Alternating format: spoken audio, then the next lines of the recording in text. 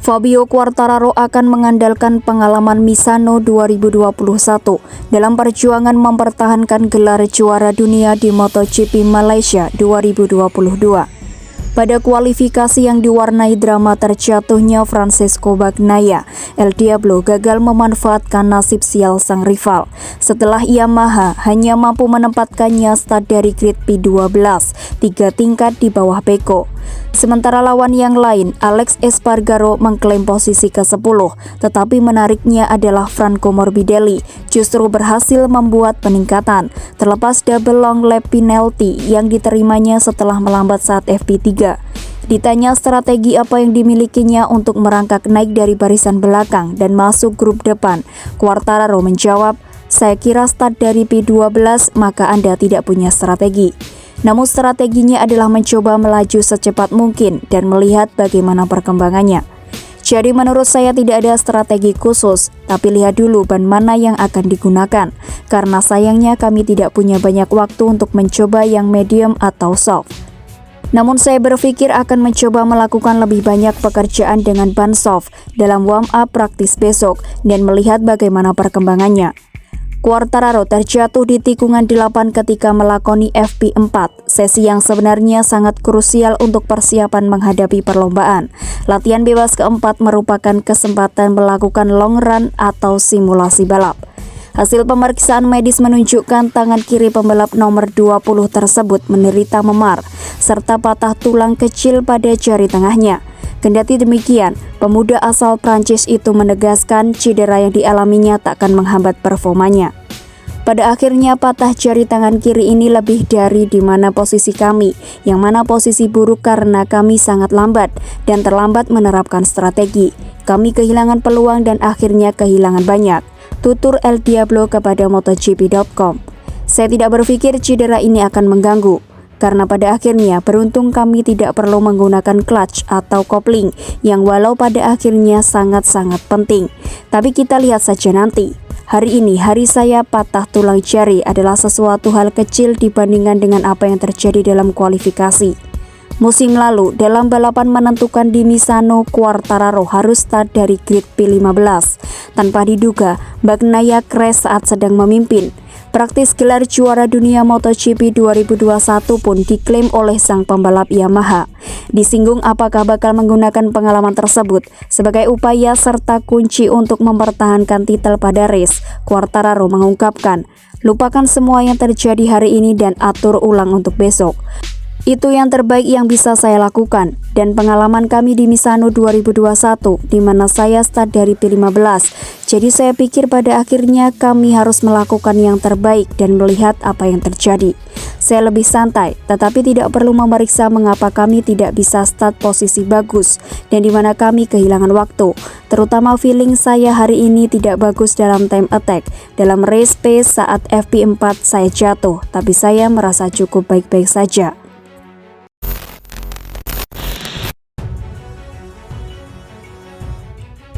Bukan tanpa alasan kenapa keberhasilan pembalap Ducati Lenovo, Francesco Bagnaia memuncaki klasemen menjadi comeback paling impresif dalam sejarah MotoGP.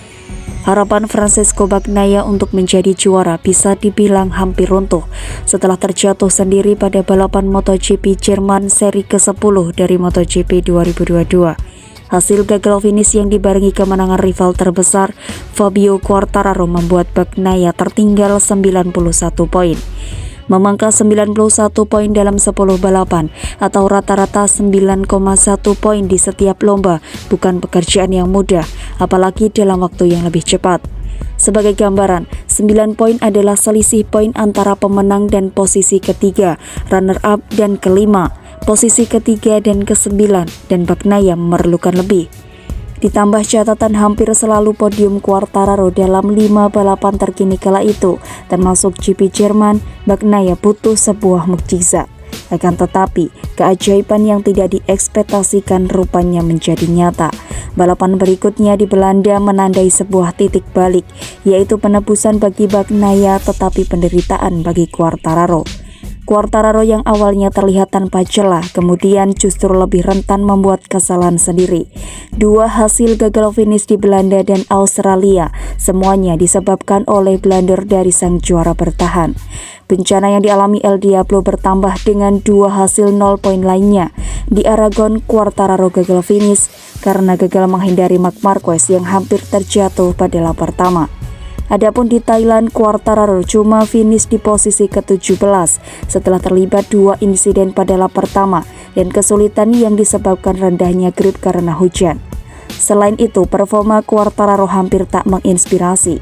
Salah satunya pencapaian yang bisa dibanggakan adalah ketika menjadi runner-up MotoGP Austria. Lalu bagaimana dengan Bagnaia? Tren negatif yang rival tak disia-siakan Bagnaia dengan penampilan yang kuat. Dibuka dengan 4 kemenangan beruntun, Bagnaia hanya sekali gagal finish di posisi 3 besar dalam 8 balapan terakhir. Pendulum hanya berubah arah di Jepang ketika Bagnaia terjatuh di lap terakhir karena ingin menyalip Quartararo untuk posisi ke-8. Pada balapan terkini di Australia, Bagnaia menunjukkan kematangan dengan menahan diri untuk tidak mengambil resiko terlalu besar.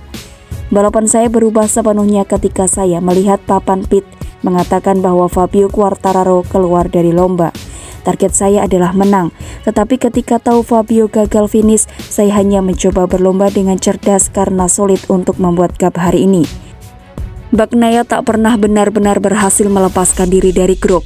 Dia kehilangan posisi pertama pada lap terakhir setelah disusul Alex Rins dan Marc Marquez. Tak melebihi peluang untuk melawan balik, Bagnaia dengan legawa berkompromi untuk posisi ketiga, 16 poin alih-alih 25 poin. Saya terlalu banyak melakukan kesalahan tahun ini, jadi penting untuk bertindak dengan cerdas, sambung Bagnaia. Meski demikian, hasil di Australia setidaknya cukup untuk membawa Bagnaia mengambil alih puncak klasemen sementara dari Quartararo. Tadinya tertinggal 91 poin, Bagnaia membalikkan situasi menjadi unggul 14 poin dari Quartararo ketika kompetisi menyisakan 2 balapan lagi.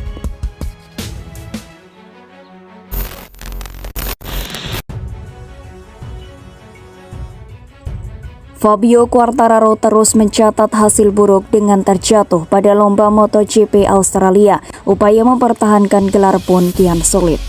Prediksi bila juara dunia bertahan dari tim pabrikan Monster Energy Yamaha bakal kesulitan di paruh kedua musim MotoGP 2022 makin terlihat sangat jelas. Dalam 8 balapan terakhir, El Diablo hanya mampu menuai 47 poin setelah hanya sekali naik podium dan 4 kali tidak mampu merebut poin. Ya, kesulitan bertubi-tubi dialami oleh Quartararo, terjatuh di Assen, Belanda, kesulitan untuk cepat di Silverstone, Inggris, hingga mengalami kecelakaan low side pada balapan terakhir di sirkuit Phillip Island, Australia. Jika Quartararo hanya merebut 47 poin dari 8 balapan terakhir, yakni pada GP Belanda sampai GP Australia, pesaing terberatnya Francesco Bagnaia justru meraup total 152 poin dalam periode yang sama. Kehilangan 105 poin dalam 8 balapan terakhir. Quartararo yang sebelumnya unggul hingga 91 poin atas Bagnaia tepat sebelum GP Belanda, kini justru tertinggal 14 poin dari pembalap asal Italia itu setelah yang dilaksanakan di GP Australia atau menjelang 2 balapan terakhir. Memulai lomba dari grid kelima di GP Australia, Quartararo melakukan start bagus di sirkuit Phillip Island, tetapi di tikungan 2, ia langsung dilibas dua rival terberatnya dalam perebutan gelar, yakni Alex Espargaro dan Pecco Bagnaia. Pembalap kelahiran Nice, Prancis 20 April 1999 itu lantas terlihat selalu kesulitan saat mengerem di tikungan 4. Setelah 3 lap, Yamaha YZ RM1 milik Quartararo keluar lintasan hingga posisinya melorot dari P6 ke P20. Setelah susah payah naik ke P15, bencana pun dialami oleh Quartararo lagi. Pada lap 10 durasi 27 lap, Quartararo terlihat kehilangan kendali pada bagian depan Yamaha M1 di tikungan 2, sehingga terjatuh dan tidak mampu melanjutkan balapan. Di tikungan 4, saya membuat kesalahan karena tidak mengerem lebih lambat, tetapi saya masih mampu mendirikan motor dan melanjutkan balapan, ucap El Diablo seperti dikutip oleh Sky Sports MotoGP.